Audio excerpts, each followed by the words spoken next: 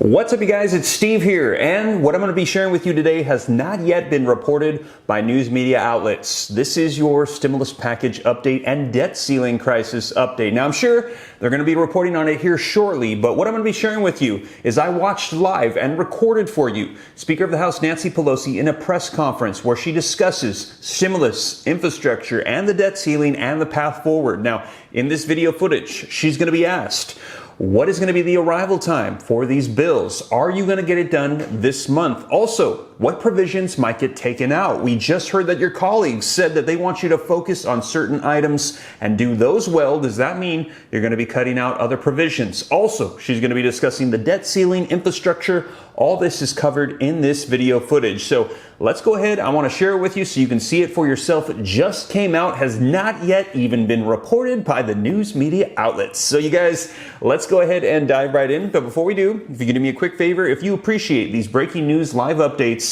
take a second to smash that like button. I would appreciate it. Helps out the channel a ton. Lets the YouTube algorithm know that you appreciate the updates. Also, leave your comments, share this out. If this is your first time here and you want to stay up to date on all this stuff, even before the news media outlets report on it, don't forget, hit the subscribe button, turn on the notification bell, and if you got any specific questions for me, shoot them to me in the DM on Instagram at SteveRam3. But with that being said, you guys, let's go ahead and dive right in. Take a look at this video footage and see what Speaker of the House Nancy Pelosi just had to say. And just to clarify, I'm not going through her entire speech, just jumping right to the Q&A, where she's going to be discussing specifically stimulus, infrastructure, and the debt ceiling. Let's take a look.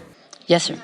Speaking of your letter last night to the caucus, you said that you should be doing, you need to do fewer things well. That's the guidance you got from the members. So are you suggesting that this package may ultimately drop either universal pre-K, child tax credit expansion, tuition-free community college, paid family leave, or even the Medicare expansion?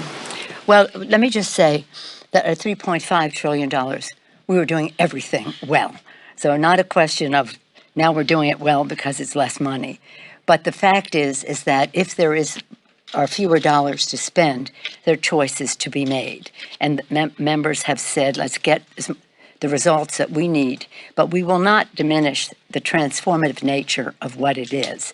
And it is, some members have written back to me and said, I want to do everything. So we'll have that discussion. But again, in the family section of it, the transformative nature of the Biden child tax credit, child care and universal pre-K really go together. That's sort of they go together. They're part of the same, meeting the same need. Issues that relate to home health care. There's certain things that we're still talking about a couple $1 trillion, but it's not, it's more, it's much less. So mostly we would be cutting back on years and something like that. But those are decisions that we have to. Programs, do you think? Excuse me? Would you have to drop one of those programs? Well, we hope not. We hope not. But we have to make sure we have a bill, which I also said is that we have to have something that will pass the House and pass the Senate. Pass the House and pass the Senate. And I'm not asking members to vote for something that has no chance to pass in the Senate. I'm optimistic that we will get to where we need to be in timely fashion. Yes. Do you think, two-part question, do you think... two parts allowed? I mean, there are a lot of questions here. Do you believe you'll get this done this month still? And also on the debt limit, are you still of the view that you should not do this as part of reconciliation? Yeah, I did tell you that, didn't I?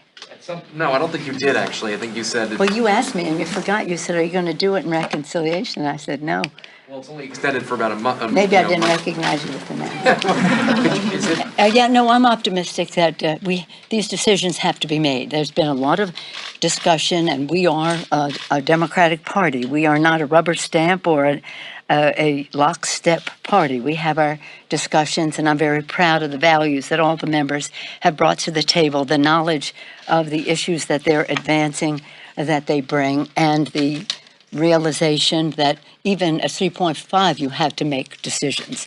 So again, we have to make tighter decisions. Now, in my last letter previous to this one, I said, everybody sharpen your pencil. I mean, it's an old phrase. Nobody uses a pencil anymore, I guess, but sharpen your pencil, literally, figuratively, in any other way. But I'm optimistic, yeah. In terms of the debt ceiling, well, we're just hoping that we can do this in a bipartisan way. There are all kinds of suggestions that members have. One that really was endorsed a while back by Mitch McConnell, but who knows? Who knows? But it was the manifestation of it now. Mr. Yarmouth and Mr. Boyle have put forth, puts the responsibility on the Secretary of the Treasury to make the determination to lift the debt ceiling. That decision could be overruled by the Congress. It would take 60 votes under the present custom, but nonetheless, Congress would have to overrule that. That seems to have some appeal to both sides of the aisle because of the consequences to people of not lifting it. But why would many Democrats and Republicans have voted against lifting the debt ceiling, but never to the extent of jeopardizing it. This is the first time. That idea? Are you in favor of that idea? I think it has merit. Yes, I do think it has merit. But in the meantime, we're going to pass a bill today to take us to December with the hope that when people realize what the implications of it, this is not a technical thing. This has ramifications, as I say, from the kitchen table to our economy to global and constitutional. Yeah. Madam Speaker, Pelosi, one of the pay-fors in the Build Back Better bill that's been proposed is IRS cracking down on some unpaid taxes. Banks are starting to get calls from customers, and they're reporting these calls.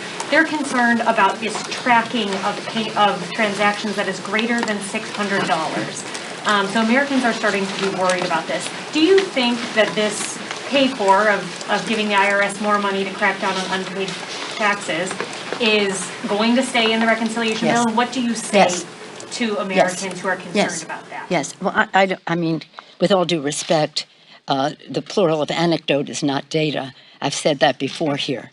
Yes, there are concerns that some people have, but if people are breaking the law and not paying their taxes, one way to track them is through the banking measure. I think 600, but that's a negotiation that will go on as to what the amount is.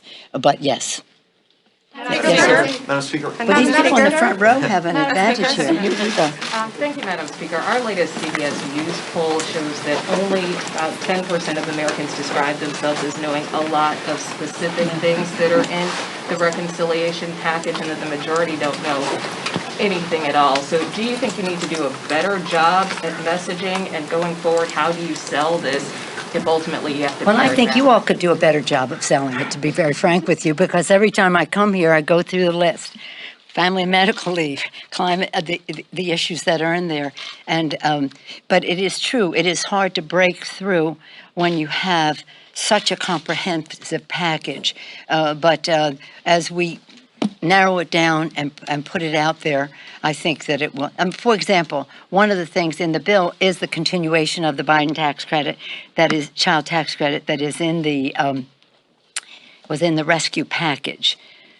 That has great appeal. Do people know where it springs from? No. But it is a vast bill. It has a lot in it, and we'll have to continue to make sure the public does. But whether they know it or not, they overwhelmingly support it.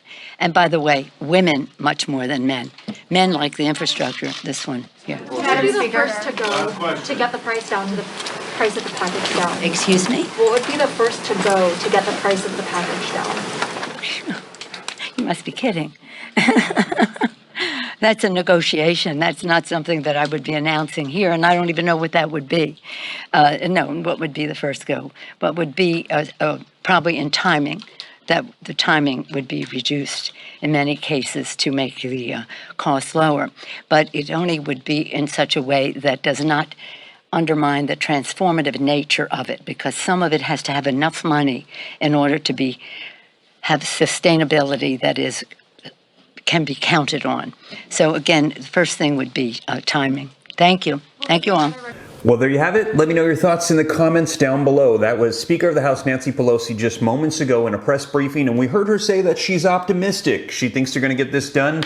She didn't say specifically that they were going to get it done in time, but said she was optimistic. We also heard her say that they wanted all the provisions included. When asked what would be the first to go, she said, "You got to be kidding, right?" She said, "I'm not discussing negotiations here right now," but she said the hope is that all of them would be included. And also she said that if anything had to get cut, that hopefully would just simply be the duration for which they're going to be funding these provisions. And also she said that the news media outlets need to do a better job of reporting what it is that's included in the stimulus and infrastructure packages. And she said they're hoping to get everything done with the debt ceiling here before December as well. So you guys, let me know your thoughts in the comments down below. That just came out, and I'll be sure to share with you any updates as we're expecting now Congress, once they pass this debt ceiling stopgap funding bill today, they're going to be turning their attention towards stimulus and infrastructure, and we're going to be getting a whole lot more information on those bills. And you guys, I'll be sure to share with you here on the channel. And as always, thank you so much for joining me. If you made it this far and you haven't already, don't forget, take a quick second, smash the like button, leave your comments, share this out, hit the subscribe button, turn on the notification bell if this is your first time here. Come join the Ram fam, the viewing community. I will keep you up to date. And if you got any specific questions for me, shoot them to me in the DM on Instagram at SteveRam3.